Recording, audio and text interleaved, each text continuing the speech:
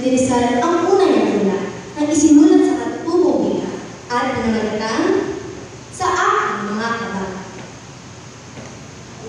Kapag ka ang bayan, sadyang umibig. Sa langit, salitang kaloob ang langit. Sanang kalayaan, nasa kanasabi. Katulad ng ibong, nasa himpapawid. Pagkakasalita ay isang kahatulan. Sa bayan, sanayo, mga kahalikan. At ang isang tao ay katulad ng bagay ng alimang likha noong kalayaan. Ang hindi magmahal sa kanyang salita, mahigit sa hayop at malansang isda. Kaya ang malakad, pagyamanin isa, na tulad sa tinang tunay na nagpala. Ang wikang Tagalog tulad din sa Latin, sa Ingles, Kastila, at salitang Anglo.